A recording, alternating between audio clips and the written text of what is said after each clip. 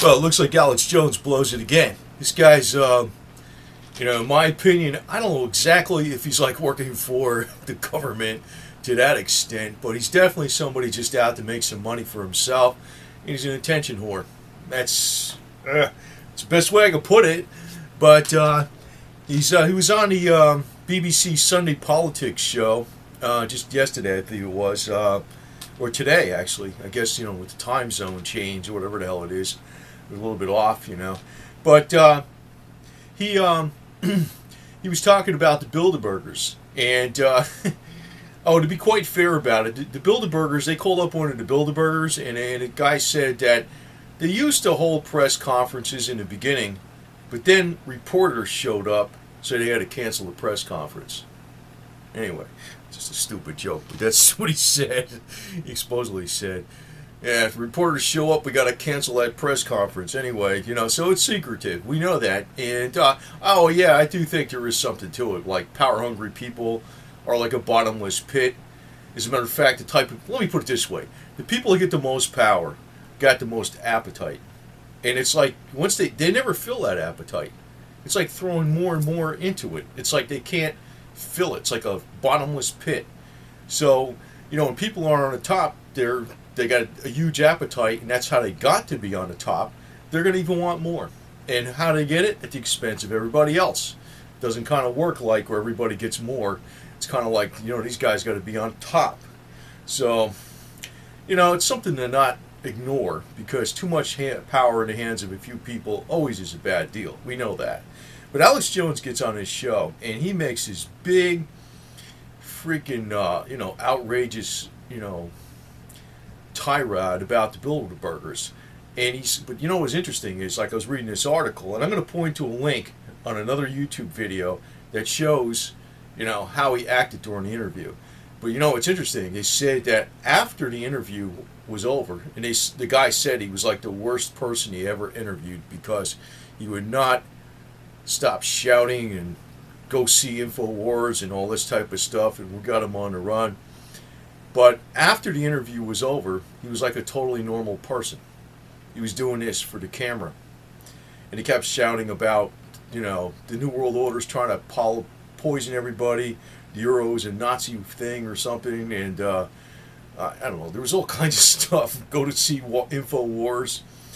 The guy is bad news, because anybody, and it's common sense. The more power people get, the more they want. And then, like, usually people even have a lot, they have even a bigger appetite for more than the average person, and they get it, and what they'll do is to get more is to do it at the expense of other people.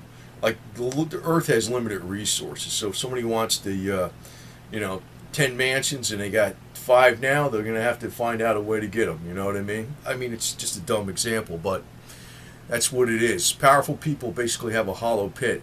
But there's one interviewer that was this one next to him. He was asking Alex Jones about, well, if you're such a thorn in the side to the New World Order, how come you're not dead? And basically he sidestepped that question. And that's a big question I always have too. That's always a big question I have to anybody that's a thorn in the side to anything. I'm going to give an example here, and I think this is a little more something you won't see on other YouTube channels, but just to go back and review something. If you remember Matt Simmons, he was like a big oil industry expert.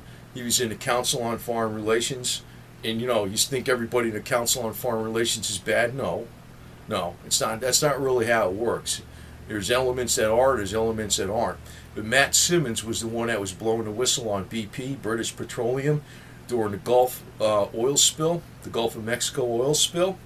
And, he was stating that, they were giving a dog and pony show on the television, that much oil in the Gulf could not have come from a little riser.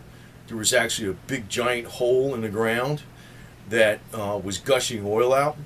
And I personally, if you want to put a little conspiracy theory on something, I think they actually nuked that thing shut, but they didn't tell anybody they nuked it shut, because there would have been not widespread panic. As a matter of, because like during the storm, after the storm, it they had a storm, and then all of a sudden after the storm, the oil stopped everything. It was like cleared up inside of a couple days practically. It was ridiculous. I feel like, they might have used a nuke when all the ships were away due to a storm that came about. But then Matt Simmons died. He died of a heart attack in his hot tub, and this is my point.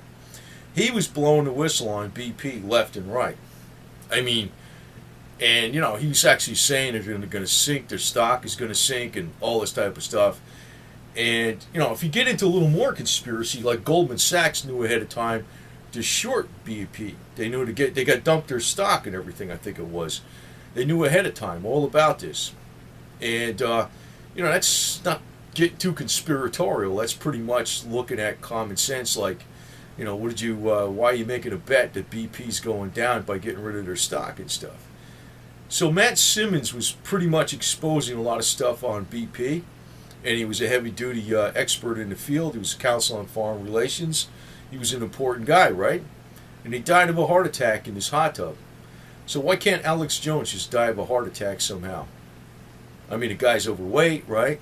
I mean, you don't have to, that's what they do. I mean, I can go back to the 1990s when they talked about, they had different ways, even in the Americans and the Soviets, back then it was the Soviets, had chemical and biological weapons to actually induce cancers or heart attacks and things like that and make it look like natural causes.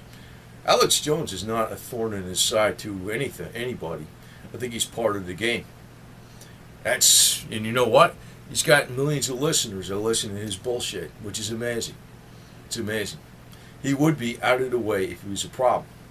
I'd say that with anybody else, too, that's big, that's in the alternative media.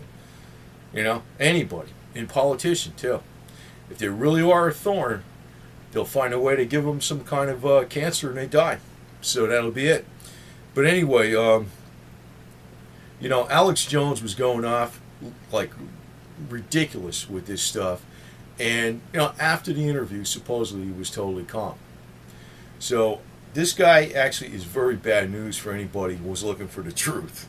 I mean, if that's the only guy that brings out the information about what's going on, actually, it's not the only guy. That's the thing. It's the only guy that you heard of because he's got a big mouth.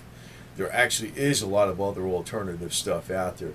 One I used to read a lot of time was Accuracy in the Media. That's a pretty good story. But if you actually search through Reuters in the Associated Press, you will find all the stuff that's going on. Actually, that's where the alternative media finds it. It's just that the major media buries those facts and stories, and the alternative media might bring out those facts and stories. But you don't need to be bringing them out in the fashion of Alex Jones. A guy is actually your worst enemy in a lot of ways if you're actually looking for the truth. He's looking for big bucks for himself, I think, through InfoWars and stuff. And I guess that's how you should play it, He doesn't go as far as David Icke with the lizard people. But these guys are, I don't know. I think, what the real problem is with people in general, they're their own worst enemy. It's not exactly the elite, per se. It's actually the people themselves. If they actually have alternative media that's extremely popular, like David Icke and Alex Jones, I'd have to say the problem really is less the elite than it is the people themselves, because people are not thinking. They're just nuts. That's all I got to say.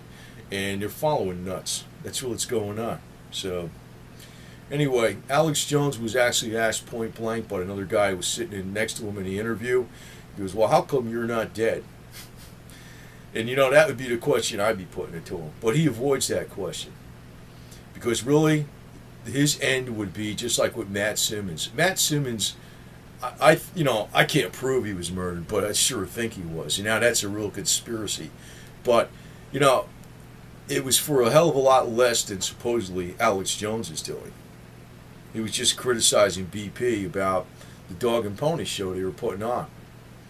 So,